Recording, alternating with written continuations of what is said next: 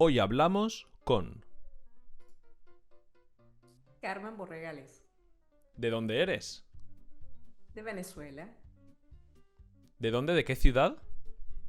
Muy bien, vengo de la ciudad de Santa Ana de Coro, primera capital de Venezuela, ¿sabes? Y patrimonio cultural de la UNESCO desde 1993. Qué bonita. Yo no estuve allí, pero yo estuve en Valencia, como yo soy de Valencia, y fue un Ok. descubrimiento muy interesante para mí saber que había una Valencia más grande que la nuestra. Muy, muy interesante. Bueno, cuéntanos, ¿cómo llegaste al clarinete?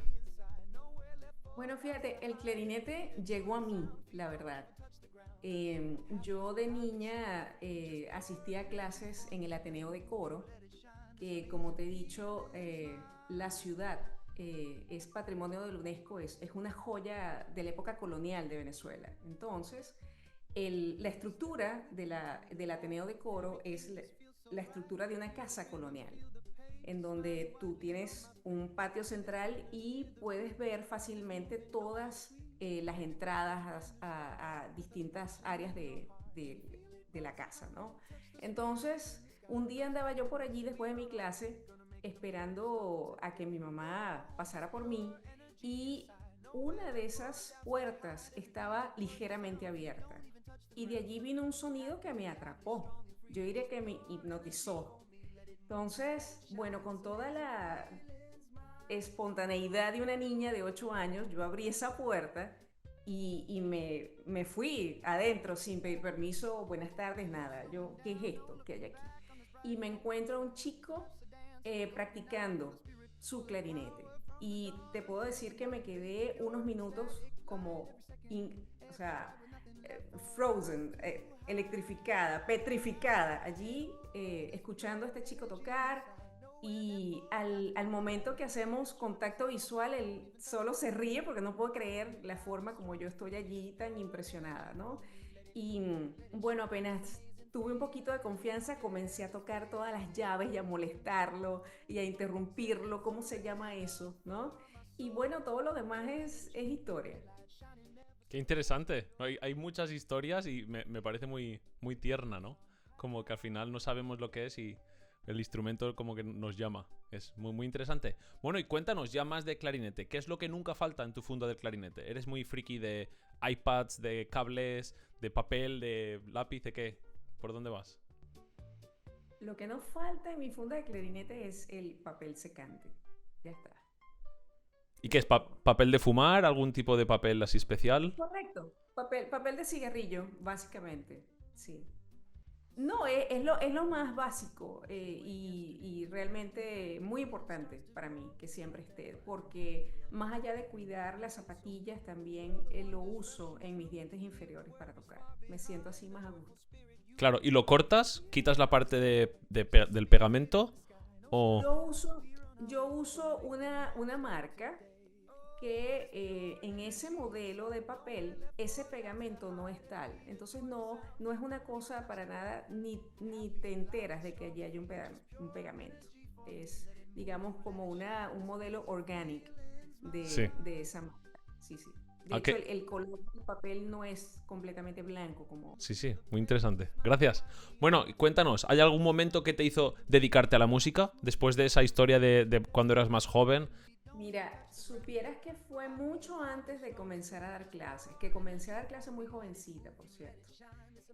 La verdad, el por qué yo me convertí en clarinetista es motivado por mis maestros y básicamente por las tres personas que más me influyeron cuando era una niña.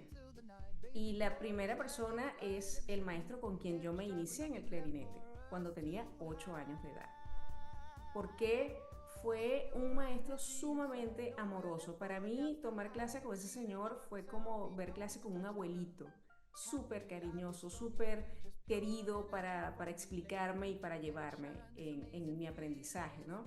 Este señor se llamó Claudio Arrieta. Él fue un clarinetista costarricense.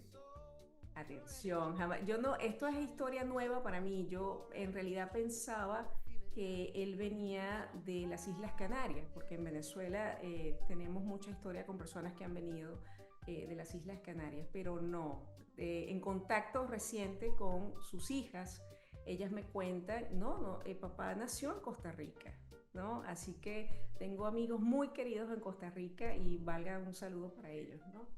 Así que el hecho de haber tenido ese maestro tan dulce, ¿no? Con una forma de enseñar tan amorosa, no hizo sino, ¿sabes?, inspirar mucho más esa atracción que yo tenía por el instrumento, ¿no?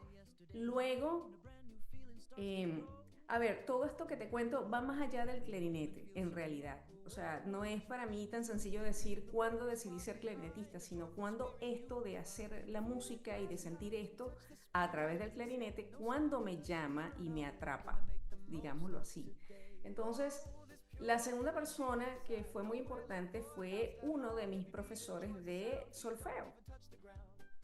También una persona no venezolana, se trata de un maestro italiano que llegó por allá a finales de los años 60 y fue responsable de impulsar un movimiento primero coral, ¿no? Y luego orquestal, que luego se juntaría con el proyecto musical del maestro José Antonio Abreu y lo que conocemos hoy como el sistema de orquestas.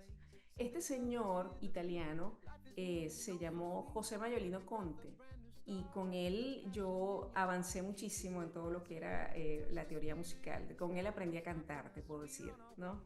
Entonces, y una tercera persona, de nuevo, aún en mi etapa de niña, ¿sí? Entre los 8 y los 13 14 años, otra persona que fue sumamente importante y ese sí fue como más, yo diría que determinante. De hecho, hay algo que él en determinado momento me preguntó en una clase y fue, sus palabras fueron estas: ¿tú vas a ser clarinetista en serio o no?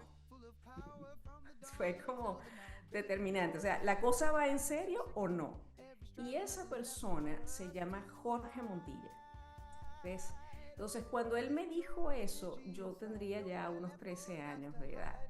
Para ese entonces ya también yo tenía cierta participación a nivel de nacional, digamos, porque ya era una de las primeras clarinetes en la Orquesta Nacional Infantil de Venezuela. Ya empezaba más mi contacto con Caracas, conocer otros maestros, digamos, el conocer también un poco como el corazón del sistema de orquestas, ¿no? Y teniendo a Jorge Montilla como uno de mis maestros al inicio de mi formación, te puedo decir que la embocadura que yo tengo me la enseñó Jorge. Quien me enseña a poner el diente sobre la boquilla fue Jorge Montilla. Antes tocaba yo doble labio, ¿ves? Entonces, tal vez ocurrió en mí muy temprano, ¿ves? O sea, el valor de esa gente con la que yo tuve contacto desde niña, ya ahí ellos marcaron todo, se marcó todo, al menos así ha sido mi historia. Qué importante es tener buenos profesores al principio. Eso lo hemos hablado con muchísima gente y qué importante es. Si tienes un buen profesor que te motiva, que te da como amor hacia el instrumento y que después te enseña una buena base, como que va todo muchísimo más fácil, ¿no? Así es. Sí, sí. Bueno, y cuéntanos, has dicho un poquito de con quién estudiaste, pero ¿hay alguien más después? ¿Estudiaste con alguien más o ¿Cómo ya...? no? Hay mucha gente. Hay mucha gente. Mira, he sido y soy muy afortunada.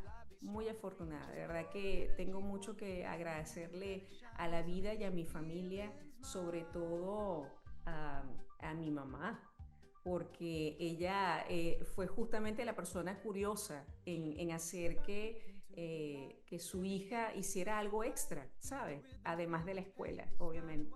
Entonces, bueno, fíjate, conecto un poco con la idea de la Orquesta Nacional Infantil de Venezuela. Allí conozco a otros clarinetistas, como había dicho antes, allí conozco al maestro Valdemar Rodríguez y Edgar Pronio, ¿no? Y poco a poco empiezo como a estar más conectada con ellos porque era con quienes más trabajaba en esa orquesta, ¿no? Y llega un momento en que yo me convierto en alumna del maestro Valdemar Rodríguez, ¿no? También se debe a que Jorge se va a los Estados Unidos para cursar estudios de nivel de maestría, etcétera. Entonces, ya siendo alumna de Valdemar, igual mantuve también contacto con otros maestros, como Edgar Pronio, eh, y a finales de los años 90, 1997, si mal no recuerdo, el maestro Rodríguez crea la Academia Latinoamericana de Clarinete, ¿no? Entonces eso hace que se desarrolle como un nuevo concepto de cómo es la enseñanza para nuestra escuela del clarinete. Ya no es como que tu maestro es solo esta persona, no. Tú vas a comenzar a ver clases con una serie de personas y cada uno va a enfocarse en un aspecto determinado, ¿no? Entonces, así fue como comencé a tomar clases con personas como Henry Crespo, Gregory Parra, ¿de acuerdo? Entonces, mis maestros venezolanos fundamentales fueron, cuando ya estaba en una etapa un poco más adulta, Valdemar fue fundamental. De hecho, él, te puedo decir que es ya de adolescente en adelante, ¿no? Fue mi maestro fundamental, Pilar. Luego, Edgar Pronio, Henry Crespo, Gregory Parra y el argentino más venezolano que conocerás alguna vez, que se llama Luis Rossi. Esos son mis maestros y esos son mis pilares. Más allá de ellos, he tenido la fortuna de participar en muchísimas clases magistrales y sin necesidad de buscarlo fuera. Todo me lo dio mi país a través del sistema de orquestas y la Academia Latinoamericana de Clarinete. Así que vaya aquí mi reconocimiento y mi agradecimiento.